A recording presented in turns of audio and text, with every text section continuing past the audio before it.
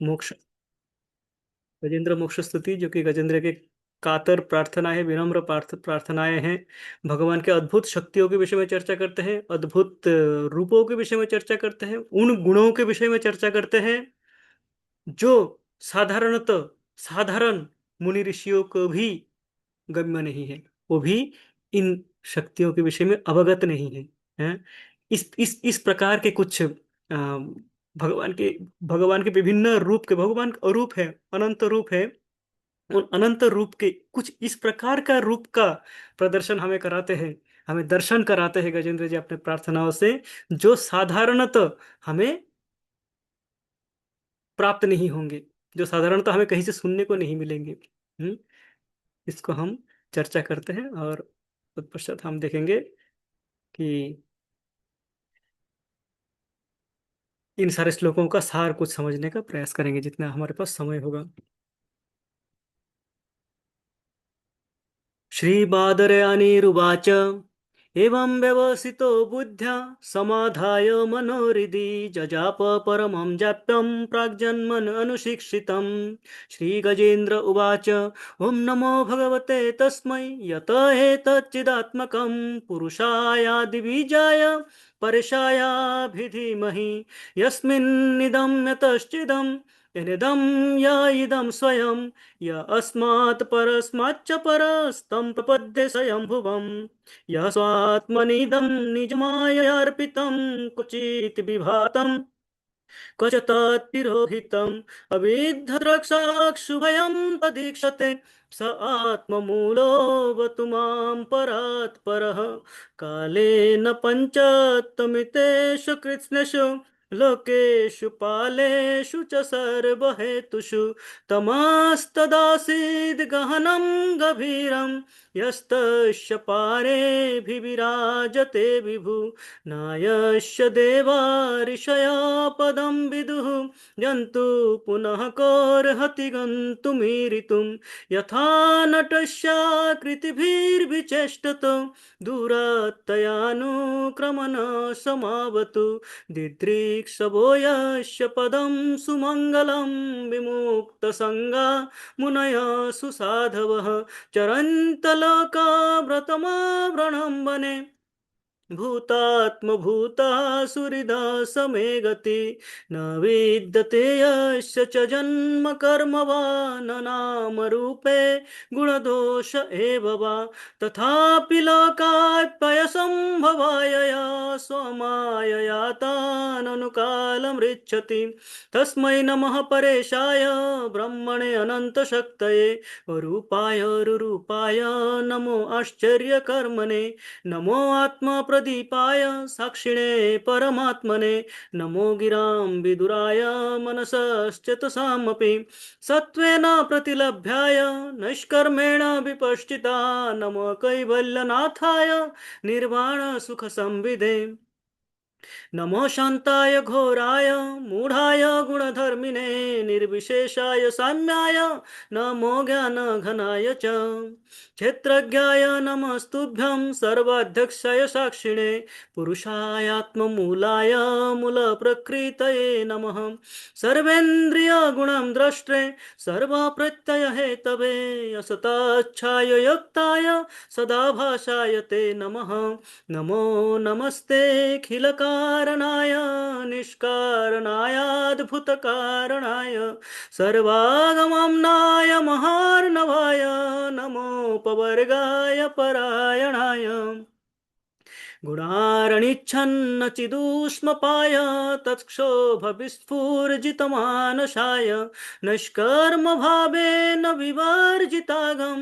स्वयं प्रकाशाय नमस्करोमि माद्रिक्प्रपन्नपशुपाशविमोक्षणाय मुक्ताय भूरिकरुणाय नमो लयाय स्वंसेन सर्वतनुभृन्मनसि प्रतीत प्रत्यग्दृशे भगवते बृहते नमस्ते आत्म आत्मजाप्त गृहवीत्त जनेषु शक्तेर्दुष्प्रापणाय गुणसंग विवर्जिताय मुक्तात्मभिः सहृदये परिभाविताय ज्ञानात्मने भगवते नमो ईश्वराय यम धर्म कामार्थ विमुक्ति कामा भजन्त इष्टाम गतिमाप्नुवन्ति किंचाशिशोरात् देहमव्ययम् करोतु मे अद्भुतयो विमोक्षणम् एकान्तिनो यस्य न कञ्चनार्थं वञ्चन्ति ये वै भगवत् प्रपन्नाः अत्याद्भुतं तच्चरितं सुमङ्गलं गायन्त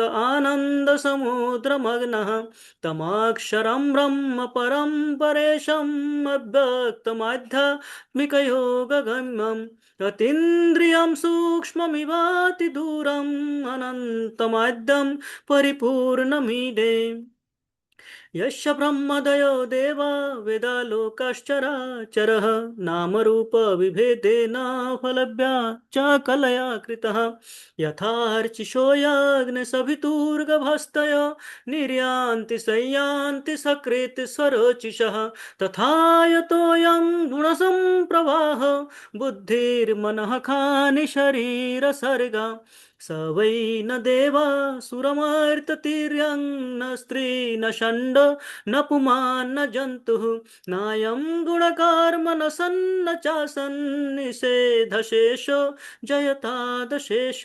जिजीविषेणाहमिहामुया किम् अन्तर्बहिश्चावृतयो भयोन्या इच्छामि कालेन नयस्य विप्लवस्तस्यात्मलोकावरणस्य मोक्षम् सोहम विश्वसृजं विश्वम अविश्वम विश्ववेदसं विश्वात्मनम् अजं ब्रह्म प्रणतस्मै परं पदम् योगारंधित कर्मणो हृदि योग विभाविते योगिनो यं प्रपश्यन्ति योगेशं तं नतोऽस्म्यहम् नमो नमस्तुभ्यं सय्यवेगा शक्ति त्रयायाखिलधिगुणाय प्रपन्नपालाय दुरन्तशक्तये कदिन्द्रियाणाम् अनवाप्यवर्त्मने नायं वेद समात्मनं यच्छक्तहं धिया हतं त्वां दुरत्ययमाहात्म्यं भगवन्तं वितोष्महम्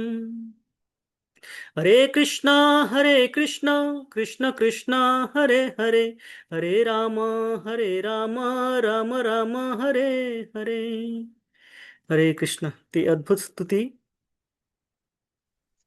प्रणाम। हरे कृष्ण गुरु। दंडवत प्रणाम कृष्ण प्रभु जी। प्रणाम। दंडवत प्रणाम। स्वागत है आपका। हरे राम। इन अद्भुत स्तुतियों से गजेंद्र प्रार्थना कर रहे हैं और हमें सिखा रहे हैं किस प्रकार प्रार्थना करना चाहिए, किस प्रकार होनी चाहिए प्रार्थनाएं। हम देखते हैं श्रीमद् भागवतम प्रार्थनाओं से परिपूर्ण है। प्रत्येक स्कंध में हम देखेंगे एकाधिक प्रार्थनाएं हैं। प्रारंभ होते हैं प्रथम स्कंध से ही कुंती देवी की प्रार्थनाओं से। भीष्म स्तुति, कुंती स्तुति, समस्त स्तुतियां हैं, समस्त प्रार्थनाएं हैं, भगवान को स्तुति हो रही है। और उसमें एक मुख्य स्तुति ये भी है, गजेंद्र मोक्ष स्तुति, जिसको उच्चारण करके गजेंद्र, जो कि इभोयोन्या हाथी के शरीर में है, हाथी के शरीर में होते हुए भी वो भगवान को प्राप्त करते हैं, भगवान की कल्याण को प्राप्त करते हैं। भगवान आते हैं, आविर्भूत होते हैं। जो हम कहते हैं कि भगवान आएंगे कि नहीं, हैं? कौन कहता है भगवान आते नहीं? गजेंद्र के जैसे कोई पुकारते नहीं, हम पुकार नहीं पाते हैं गजेंद्र के जैसे। यदि हम गजेंद्र के जैसे पुकार पाए तो भगवान आते हैं, पर हमारी पुकार में आ, वो भाव नहीं होते हैं। वो जैसे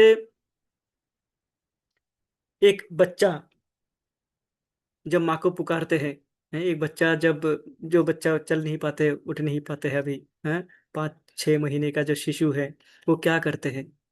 वो उठ नहीं पाते, बैठ नहीं पाते, चल नहीं पाते हैं।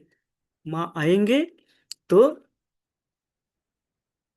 उनको जो भी होगा, जो भी भोजन होगा, जो भी कष्ट होगा शरीर में, जब भी इस समय जब भी कष्ट हो रहा है, पता है कि मैं रोऊंगा, तो माँ आएंगे और मेरे कष्ट को दूर करेंगे। वो जिस निस्सहाय भाव से, हैं, जिस भाव से करते हैं कि मेरा और कोई नहीं है, माँ आ चिल्लाते हैं बच्चा, हमें लगता है चिल्ला रहा है, पर क्या है, वो पुकारते हैं कि आपके बिना मेरा और कोई नहीं है, मैं इस अवस्था में हूं कि मैं हिलडोल नहीं पा रहा हूं, आओ। गजेंद्र उस स्थिति में पुकार रहे थे भगवान को। कि मैं बंधा हुआ हूं, मैं सब कुछ छोड़ दिया हूं, मुझे कुछ नहीं है। आप इतने महान, भगवान का स्तुति कर रहे हैं कि आप इतने महान हो, आपका ये रूप है, आपका इस प्रकार का रूप है, आपका ये गुण है। पुकार रहे हैं कि आप आओ, मेरी रक्षा करो, मेरी रक्षा करो। मैं तो जंतु हूँ, मैं कुछ नहीं कर पा रहा हूँ, ऐसे ही मेरा शरीर बंधा हुआ है, बद्धा अवस्था में हूँ। ऊपर से मेरा मानव शरीर भी नहीं है, एक जंतु का शरीर है। हाँ? उसमें भी मैं मगरमच्छ के इस पंजे में हूँ, जबरे से मैं निकल पा नहीं रहा, स्वयं को मुक्त नहीं कर पा रहा हूँ। ऐसी स्थिति में आप मेरा सहाय करें। तो इस प्रकार के कातर प्रार्थनाओं से भगवान आते हैं। हम्म। हम चर्चा कर रहे थे अंतिम श्लोक, हमने 28, श्लोक संख्या 28 का हमने चर्चा कर लिया। अब हमारे पास रह गया है श्लोक संख्या 29। श्लोक संख्या 29 को हम एक बार देखेंगे, अंतिम में क्या कहते हैं गजेंद्र जी। और उसके बाद के इस अध्याय में, तृतीय अध्याय में, उसके बाद के कुछ श्लोक है, 4 श्लोक है, और जिसमें ये भगवान के आविर्भूत होने का वर्णन है कि किस प्रकार भगवान आते हैं, किस प्रकार आतुर होके आते हैं भगवान गजेंद्र की रक्षा के लिए। हैं? और किस प्रकार अन्य अन्य देवी देवताएं जो देख रहे थे, जो आशा कर रहे थे कि गजेंद्र हमें बुलाओ, गजेंद्र हमें भी पुकार सकते हो, हम भी हैं, हम तुम्हारा तुरंत सहाय करेंगे। भगवान को पुकार रहे हो, भगवान को तुष्ट करना सामान्य बात नहीं है, साधारण नहीं है, हैं? असाधारण है। क्या पता भगवान आएंगे भी नहीं आएंगे। हम तो इतने वर्षों स्तुति करते हैं, तब जाके भगवान को हम भगवान आविर्भूत होते हैं हमारे सामने, हमें दर्शन देते हैं। तुम हमें पुकारो। पर गजेंद्र भगवान के एकांतिनो यश्य, भगवान को कहते हैं एकांत, मैं आपका एकांत भक्त हूँ, मुझे मैं मेरा भक्ति आप में ही अंत हो जाते हैं। मेरा भक्ति आप में प्रारंभ होते हैं और आप में ही अंत हो जाते हैं, एक में ही अंत। इसको एकांत भक्ति, वो एकांत भक्ति का उदाहरण प्रस्तुत करते हैं गजेंद्र। तो इनको हम देखेंगे। अब ये 29 श्लोक में, श्लोक संख्या 29 जो कि प्रार्थनाओं का अंतिम श्लोक है, कहते हैं नायं वेद समात्मनं यच्छक्ताहं धिया हतं त्वां दुरत्ययमाहात्म्यं भगवन्तं मितोष्महम्। नायं वेद समात्मनं यच्छक्ताहं धिया हतं तं दुरत्ययमाहात्म्यं भगवन्तं मितोष्महम्। नायं वेद समात्मनं यच्छक्ताहं धिया हतं तं दुरत्ययमाहात्म्यं भगवन्तं मितोष्महम्। पावनी यशोदा माता जी, एक बार यदि इसका अनुवाद को पढ़ें। हरे कृष्णा प्रभु जी, धन्य प्रणाम। मैं उन पूर्ण पुरुषोत्तम भगवान को सादर नमस्कार करता हूँ, जिनकी माया से ईश्वर का अंश जीव देहात्म बुद्धि के कारण अपनी असली पहचान को भूल जाता है। मैं उन पूर्ण पुरुषोत्तम भगवान की शरण ग्रहण करता हूँ, जिनकी महिमा को समझ पाना कठिन है। हरे कृष्ण। हरे कृष्ण, हरे बोल। तो इस श्लोक में दो बातें बताते हैं भगवान के विषय में, कि भगवान वो है जिनके यश को समझ पाना कठिन है। इनके यश, हाँ, इनका जो महात्मा है, महिमा है भगवान के, वो उस महिमा को समझ पाना अत्यंत कठिन है। हम्म क्यों कठिन है? कारण हमारी बुद्धि भ्रष्ट हो गई है। किससे? आप ही के यत शक्तियां, आप ही के शक्ति से, आपके शक्तियों की तरह, आपके माया शक्ति के द्वारा द्वारा हमारा बुद्धि भ्रष्ट हो भ्रष्ट। गया, हमारे सामने पर्दा पड़ा हुआ है, आंखों के सामने पर्दा पड़ा हुआ है। और क्या हो रहा है? हम ना हम वेद ना अयम वेद स्वम आत्मनम, हम वेद जान नहीं पाते हैं, ना अयम वेद हम जान नहीं पाते हैं, स्वम आत्मनम स्वयं को नहीं जान पाते हैं। किस लिए? यद शक्तियां, आपके शक्तियों के कारण, और हमारा बुद्धि भ्रष्ट हो गई है आपके माया शक्तियों के द्वारा। एक तो हम स्वयं को नहीं पहचान पाते हैं, आपको कैसे पहचानेंगे? आपको पहचाना तो दूर की बात है, दूरतया तो महात्मम, आपको आपकी महिमा को समझ पाना हमारे लिए अत्यंत कठिन है, अत्यंत दुर्लभ है। इसको हम समझ नहीं पाते हैं। हे भगवान, मैं इस समय आपका शरणागत हूँ। न तो अस्मि भगवंतम न तो अस्मि अहम। मैं आपके शरण में हूँ, आपको मैं नमन करता हूँ, आपके चरणों में मैं आश्रय की याचना करता हूँ, आपके चरणों में मैं मेरी रक्षा की प्रार्थना करता हूँ। ये प्रार्थना करते हैं। तो भगवान को हम ये जो भाव है कि माया का पर्दा, भगवान की जो शक्ति है, भगवान की शक्ति के द्वारा, भगवान की शक्ति के द्वारा ही, माया शक्ति के द्वारा ही प्रभावित होके हम भगवान को समझ नहीं पाते हैं। और इस माया शक्ति को पार करने का उपाय भी भगवान है। माया शक्ति जो है ये भगवान का ही शक्ति है। इस शक्ति के द्वारा हम ढके हुए हैं। अब भगवान के माया शक्ति हमें ढकते क्यों हैं? क्योंकि हम भगवान के अंडर में ना रहे, भगवान के अधीन में ना रह के, भगवान से स्वाधीन होके हम भोगना चाहते हैं। ये हमारी भोगने की जो वृत्ति है, ये इस श्लोक में हमने पहले भी देखे हैं। भागवतम का जो तत्व है, मूल तत्व है, यही है कि जीव भगवान से स्वतंत्र होके भोगने की इच्छा करते हैं, इच्छा रखते हैं। इस इच्छा रखने के कारण ये भौतिक जगत सृष्टि होती है। और भगवान क्या करते हैं? अपने माया शक्ति से हमारे जो आध्यात्मिक दृष्टि है उसको ढक देते हैं। कहते हैं कि जी भोगो, भोग करो, आपको भोगना है तो ये जगत आपको दिया, भोगने के लिए भोग्य पदार्थ दे दिया, भोगने के लिए ये इंद्रिय दे दिया, आपको समस्त इंद्रिया दे दिया जिससे आप भोग करोगे। हैं? चक्षु कर्ण नासिका जिह्वा त्वचा, आपका उसके लिए आपको क्या दे दिया? स्पर्श दे दिया, गंध दे दिया, आपको रूप दे दिया देखने के लिए, शब्द दे दिया श्रवण के लिए, स्वाद दे दिया चखने के लिए। तो ये जो समस्त दे दिया आपको तत्व, इनके द्वारा आप भोगो।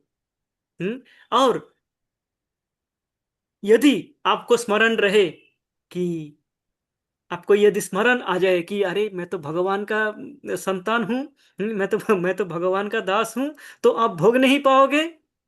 तो जी ये लो, माया का पर्दा डाल दिया, एक पर्दा डाल दिया, आप भोगो। भोगते भोगते जब उब जाओगे, कभी एक समय आएगा, है बच्चा माता पिता से रूठ के झगड़ा करके चले गए, बाहर गए तो 3 दिन रहे, भूखा प्यासा, जब देखा कोई देखने वाला नहीं है, मेरे माता पिता मेरा कितना ख्याल रखते थे, समय पे भोजन बना के मुझे पुकारते थे, आ जाओ बेटा खा लो। मैं जब छोटा था मुझे अपने हाथों से खिलाते थे। उनको मैं छोड़ के आ गया, किस लिए? इस बात के लिए। तो ये जब मुझे स्मरण आएगा, जब इसी को कहते हैं साक्षात्कार, आत्म साक्षात्कार, स्वयं को जानना। ये साक्षात्कार जब मुझे आएगा तब मैं क्या करूंगा? लौटने का प्रयास करूंगा। जब लौटने का प्रयास करूंगा तब इस माया के पर्दा को हटाने का प्रयास करूंगा। जब तक नहीं होगा तब तक मैं धक्का खाता रहूंगा, संसार में घूमता रहूंगा, कभी इस द्वार पे, कभी उस द्वार पे, कभी इस जगह पे, कुछ कभी उस जगह पे, कभी इस शरीर पे, कभी उस शरीर पे, ऐसे भटकता रहूंगा, घूमता रहूंगा। एक बच्चा भी यही करेगा, घर से नाराज होकर चले गए, अब क्या हुआ? वो भटक रहे हैं? उसको संसार में भोग मिल रहे हैं, उसको भोगने का बहुत कुछ मिल सकते हैं, पर माँ का वो प्रेम उसको नहीं मिल रहा है। माँ का प्रेम उसको कोई नहीं दे सकता। और ये माँ का प्रेम को, माता का, अपने माता का जो प्रेम है, उस प्रेम को जब उसको स्मरण आएगा कि मेरे माता का प्रेम, मेरे माता ये है और इनका प्रेम इस प्रकार था जिसका तुलना नहीं की जा सकती है, तब बच्चा घर वापसी जो घर वापसी कहते हैं, तब बच्चा घर की दिशा में मुखातिब होगा, तब घर की दिशा में लौटेगा, तब सोचेगा। और उस समय भगवान कहते हैं तुम जब इस प्रकार से मेरी दिशा में आने का प्रयास करोगे, तब मैं क्या करूंगा? ददामि बुद्धि अहम तम ये न माम उपयांति थे। उस समय मैं तुम्हें बुद्धि दूंगा, कारण ये बुद्धि भ्रष्ट मैंने किया है। तुम्हारे डिमांड से, तुमने मांगा, मैंने तुम्हारा बुद्धि भ्रष्ट किया है। तुमने बोला मुझे भोगना है, मैंने तुमको भोगने दिया है। पर जब तुम्हें यह बुद्धि आ जाएगा तब मैं तुम्हें बुद्धि दूंगा जिससे तुम मेरे पास पुनः आ सकते हो। वो बुद्धि मैं भी दूंगा। हम्म अन्यथा दैवी ही ऐसा गुणमयी मम माया दुरत्तया, मेरा जो माया शक्ति उसको पार कर पाना कठिन है। माम एव ये प्रपद्यन्ते मायामेतां तरन्ति ते, इस माया शक्ति को पार करने के लिए भी मेरे शरण में ही आना होगा। कारण ये मेरा ही शक्ति है, मेरे इशारे से चलते हैं। मैं यदि बोलूं तो ये माया का पर्दा हटेगा, नहीं तो हटेगा नहीं। तो हम ये सोच सकते हैं इस समय कि मुझ जैसे पतित जीव को यदि भगवान का स्मरण हुआ है, यदि मुझ में एक कण भी, एक रत्ती भर भी भगवान के विषय में चर्चा करने का, भगवान के विषय में जानने का आग्रह है, रुचि है, तो ये भगवान का आशीर्वाद है। ये भगवान के उपस्थिति का, भगवान के होने का, और भगवान हमारे रक्षा करने का, हमारे देखभाल करने का ये प्रमाण है कि भगवान है और हमारी देखभाल कर रहे हैं। नहीं तो मैं भोग से इस योग में हैं क्यों आता, कैसे आता? आना संभव नहीं था। नहीं आ पाते हैं लोग, नहीं आ पाते हैं। मैं 50 लोगों को बताया, कोई नहीं तैयार हुआ, कोई नहीं तैयार हुआ। नहीं जी ठीक है, क्या प्रॉब्लम है, खाएंगे पिएंगे। हैं तुम क्या कर रहे हो ये सब? हैं सब कुछ छोड़ दिए, चलो तुम तो अच्छा किया छोड़ दिए हो। कोई बोलेंगे जी तुम तो अच्छा किया, बहुत ही अच्छा किया छोड़ दियो। हम नहीं छोड़ेंगे जी हमसे नहीं छूटेगा। हाँ, तो ये क्यों है? क्योंकि वो पर्दा हटे नहीं है, भगवान की कृपा उन पे हुई नहीं है। तो ये भगवान की कृपा को अनुभव करने का एक उपाय ये भी है, एक पद्धति ये भी है, जिससे हम भगवान की कृपा को, भगवान की उपस्थिति को अनुभव कर सके कि भगवान है। नहीं तो वो भी एक मनुष्य है, मैं भी एक मनुष्य हूँ, वो भी कुछ क्वालिफिकेशन है भौतिक उनका, मेरा भी कुछ क्वालिफिकेशन है। वो भी भोजन पाता है, मैं भी भोजन पाता हूँ। तो मुझ पे ये बुद्धि क्यों आई, उन पे क्यों नहीं आई? उनको समझाने से भी क्यों नहीं समझ पा रहे हैं? वो समय क्यों था जब मुझे कोई समझाते थे मेरे समझ में नहीं आता था, और आज मुझे समझ में आया तो मैं किसी को समझाता हूं तो वो समझते नहीं है। कारण ये है भगवान की शक्ति। तो वो कहता है, गजेंद्र जी कहते हैं अंतिम, कि भगवान मैं आपका जो भी वर्णन किया है, जो भी आपकी स्तुति वंदन हुई है मुझसे, आपके ही द्वारा हुई है, और इनमें जो भी त्रुटियां रह गई हो सकता है मैं इस जंतु शरीर में हूं, मैं इस शरीर में मैंने कोई भक्ति नहीं की, मैंने मेरे पूर्व जन्म में भक्ति की थी। उस जन्म का आपकी कृपा से मुझे कुछ स्मरण आ गया, और उसके द्वारा मैं आपका स्तुति कर रहा हूं। इतना देर जो आपका स्तुति किया मैंने, वो आपके शक्ति के द्वारा किया है। अब मेरी वाणी क्षुद्र है, छोटी है, टूटी फूटी है। इस वाणी से मैं जो भी स्तुति आपकी की है, उसमें भ्रांति की अवसर पूर्ण मात्रा में है, कि उसमें कुछ भूल हो, कुछ त्रुटि हो, पूर्ण मात्रा में इसकी अवसर है। ऐसा हो सकता है, ऐसा होना, ऐसा होने से, कोई ऐसा ना होने से आश्चर्य की बात है कि भगवान मैं इस शरीर में आपका स्तुति कर रहा हूं और उसमें कोई त्रुटि नहीं हुई हो। पर यह त्रुटि होने का कारण क्या है? कि भगवान ये आप ही का माया शक्ति है, आप ही ने ढक दिया, आप ही ने ये माया शक्ति के द्वारा मेरे आध्यात्मिक दृष्टि को मेरे दृष्टि से आप ओझल हो गए हैं। आपको देख नहीं पा रहा हूं, और इस शरीर में आपको देख पाना अत्यंत कठिन बात है। कारण इस शरीर में मैं स्वयं को ही नहीं देख पाता, मैं तो स्वयं को भी नहीं जान पाता। आपको जानना तो बहुत दूर की बात है, तम दूरतया महात्मम है। आपको समझ पाना अत्यंत दूर की बात है, अत्यंत कठिन है। तो मैं अपने इस अवस्था में जो भी आपको त्रुटि किया है, त्रुटिपूर्ण आपसे स्तुति की है, उन त्रुटियों को क्षमा करें, और आप आए मेरी रक्षा के लिए, आप मेरी रक्षा करें। इस समय मेरे पास और कोई नहीं है, हे कृष्ण, मेरे पास और कोई नहीं है। ये समस्त बता चुके हैं कि मेरे आसपास के परिजन समस्त क्या है, ये अभी मेरे सहायता के लिए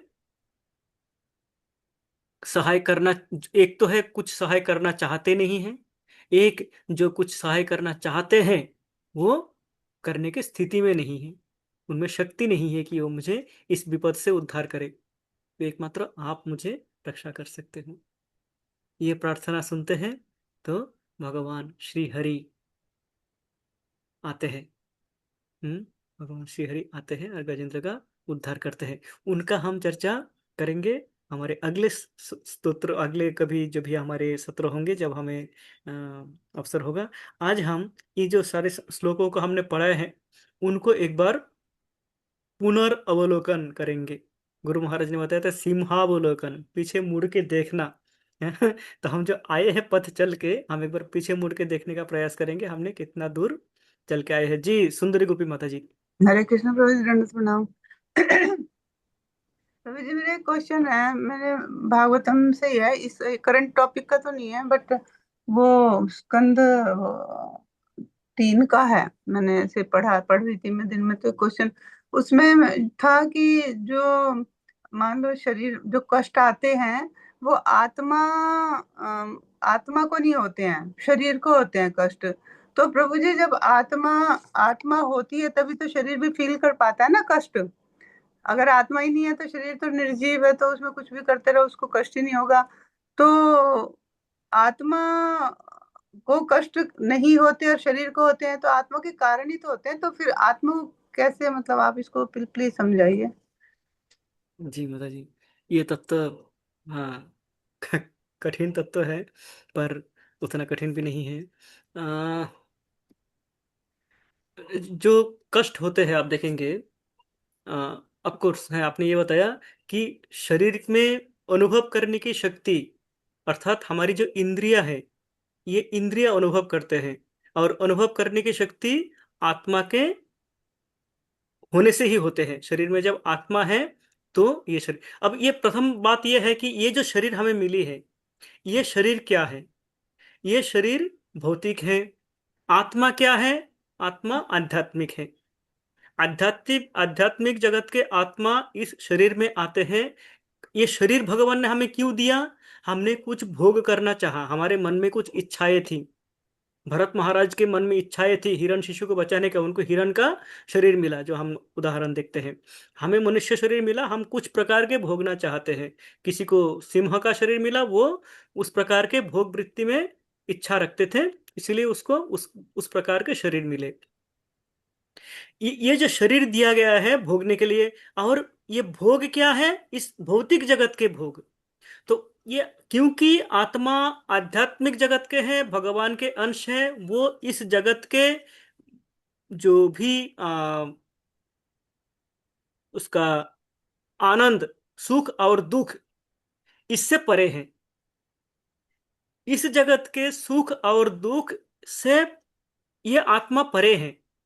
ये शरीर मुझे मिले हैं क्योंकि मैं, ये आत्मा क्या किया था, एक समय भोग करना चाहते थे, एक समय भगवान से बगावत किए, तो भगवान ने ये शरीर दिया भौतिक जगत में आके भोग करने के लिए। हैं? तो ये शरीर ही प्राधान्य हो जाता है। इसलिए हमारे इस जगत में जब आते हैं, हम क्या सोचते हैं, हम, हमारा भ्रांति ये भी हो जाता है कि हम शरीर ही है, हम आत्मा है, हम ये भी भूल जाते हैं हम शरीर ही है। भोग जितना होता है, ये जो हमारा पंच इंद्रिय है, ये भोग 5 इंद्रियों के द्वारा होते हैं। हम स्वाद चखते हैं जिह्वा के द्वारा, स्पर्श के द्वारा। हम किसी का कोई चीज अच्छा है बुरा है, हम हमारा दृष्टि के द्वारा हम देखते हैं। हम अच्छा गीत सुनते हैं, भजन सुनते हैं, अथवा हम फिल्मी गीत सुनते हैं हमारे श्रवण इंद्रियों के द्वारा। तो ये जो इंद्रिया है, ये इंद्रिया क्या करते हैं? भोग कराते हैं और शरीर भोग करते हैं। प्रथमतः ये तो समझना होगा कि ये शरीर और आत्मा पृथक है। आत्मा आध्यात्मिक जगत के हैं, आध्यात्मिक जगत के आत्मा इस भौतिक जगत में भोग नहीं सकते, इसलिए भगवान ने ये शरीर प्रदान किया है जिससे कि ये आत्मा भोग सके। नहीं तो आत्मा का जो शरीर है और स्वरूप है, वो दिव्य शरीर है जो कि आध्यात्मिक जगत का शरीर है। उस शरीर से वो आध्यात्मिक जगत में उसका आनंद ले सकते हैं। उस आध्यात्मिक जगत का आनंद उस शरीर से ले सकते हैं वो आत्मा, जिसमें आत्मा का रुचि है, जिसमें आत्मा का आनंद है, जो आत्मा का शाश्वत रूप है। पर इस भौतिक जगत में भोगने के लिए भौतिक जगत में आना पड़ेगा, आध्यात्मिक जगत में भोग नहीं सकते। आध्यात्मिक जगत में आनंद क्या है? भगवान का सेवा करना है। जीवेर स्वरूप है कृष्ण नित्य दास। दासत्व करने में आनंद है। राधा रानी को आनंद किसमें है? राधा रानी को आनंद है, गोपियों को आनंद है भगवान भगवान। की सेवा करने में, ना कि स्वयं सेवा लेने में। उनको आनंद है कि भगवान का सेवा करे, भगवान के विरह हो जाए उसमें भी उनको आनंद है। भगवान के विरह का आनंद है, भगवान के संग का आनंद है। हम्म। हमारा वो स्वरूप है, हमारा आनंद, प्रकृत आनंद उसमें है। पर हम क्या करना चाहते थे कि भगवान आप सबका स्वामी हो, हम आपके अंश हैं, आपके पुत्र हैं, हम भी तो स्वामी हैं, हम स्वामी बनना चाहते हैं। अब भगवान बोला स्वामी यदि बनना है तो इस जगत में बन नहीं सकते, आध्यात्मिक जगत में है, मेरे जगत में तुम स्वामी बन नहीं सकते। तो भगवान ये जगत सृष्टि की, ये शरीर दी, इस शरीर से हम भोग करते हैं। अब तो तो प्रभु जी जैसे जो शुद्ध भक्त होते हैं बिल्कुल जैसे शील प्रभुपाद है ना, तो उनके जैसे उनको जैसे जब वो लास्ट मोमेंट में भी भागवतम का चाहे शरीर में कितना भी कष्ट हो, तो क्योंकि वो आत्मा के स्तर पर थे इसलिए मतलब शरीर में कुछ भी होता रहे वो उनकी आत्मा में कोई उनको ऐसे कोई कष्ट नहीं उनको महसूस होता उस स्तर पे पहुंच के। करेक्ट माता जी, ये भी आप सोच सकते हैं कि जो भी इस शरीर के देहात्म बुद्धि से ऊपर आ जाते हैं, आत्मा के स्तर पे आ जाते हैं, उनको इस शारीरिक कष्ट अथवा आनंद अथवा सुख या दुख उनको स्पर्श नहीं कर पाते हैं। क्यों नहीं कर पाते? शरीर तो उनका भी है, ये आत्मा भी है, क्योंकि वो आत्मा के स्तर पे है तो शरीर में हुई कष्ट आत्मा को स्पर्श नहीं कर पाते हैं। और जब वो आत्मा के स्तर पे पहुंच जाते हैं तो उनको ये शरीर का कष्ट कष्ट नहीं लगता है, या शरीर का सुख भी सुख नहीं लगते हैं। तो इसका अर्थ ये हुआ प्रभु जी कि जब तक हम इस देहात्म बुद्धि मतलब हम वो समझते रहेंगे तब तक हमें मतलब शरीर में कष्ट और ये सब कुछ हमें फील होता रहेगा है ना। करेक्ट माता जी, एग्जैक्टली। आप देखिए, आपने बताया तभी एक जो उदाहरण देते हैं कि हमारा शरीर वस्त्र है। आप देखिए, हम जब छोटे थे तो हम क्या सोचते थे, हमारा जो मेरे पिताजी ने दुर्गा पूजा के टाइम में हमें बच्चों को नए कपड़े देते थे। हमें दशहरा में जैसे दिवाली में देते हैं ना, इसे दुर्गा पूजा में हमारा नया कपड़ा दिया जाता था। तो जब नया शर्ट मुझे दिया, नया कुछ ड्रेस दिया, वो ड्रेस ऐसा हो जाता था कि वही मैं हूँ। उस ड्रेस को कुछ हो जाए, थोड़ा सा किसी ने कुछ कर दिया, उसमें रंग भी लग गया या दाग लग गया, तो हमें दुख हो जाती थी उस समय। क्योंकि मैं स्वयं को उस पोशाक से आइडेंटिफाई करता था कि ये पोशाक मेरा पोशाक है, मैं ही हूं। मान लो ये पोशाक पोशाक में थोड़ा सा कुछ टूट टाट गया है, कुछ उसमें मान लीजिए फट गया तो हमें दुख होती थी, कुछ दाग लग गया तो हमें दुख होती थी। थोड़ा सा समझ आने लगे, हम उस बुद्धि से ऊपर आए, अरे नहीं ये शर्ट तो हम खरीद लेंगे, शर्ट तो ऐसे आते हैं जाते हैं, उसके लिए क्या दुख करना है। एक थोड़ा सा हमारा ये हुआ, हमारा जो भावना की स्थिति, चिंता की स्थिति थोड़ा सा ऊपर आया। हम सोच पाए कि अरे ये शर्ट मैं नहीं हूँ, ये शर्ट तो खरीदते हैं, आते हैं फिर चले जाते हैं, फट जाते हैं। ये फटेगा, इसका आते ही है फटने के लिए, फटेगा तो नया लेंगे, हैं। पुराना हो जाएगा, छोटी हो जाएगी, फिर नया खरीद लेंगे। ये शर्ट का कार्य यही है, अपने कपड़ा यही होता है। तो ये समझ आ चुके हैं। इस समय हमारा शर्ट फट जाए तो हम रोएंगे नहीं, है। हम ऐसे दुख नहीं करेंगे, हैं। पर इससे आगे जाके जब हमारी समझ में आएगा कि ये जो शरीर है, ये शरीर भी आते हैं और जाते हैं। हनुपी रेगुलरली करते सीटा। हरे कृष्ण कृष्ण कृष्ण हरे हरे, हरे राम राम हरे हरे। हरे कृष्ण कृष्ण कृष्ण हरे हरे, हरे राम राम हरे हरे। हरे कृष्ण हरे कृष्ण। अ, क्या मैं कनेक्टेड हूं अभी? हरि बोल।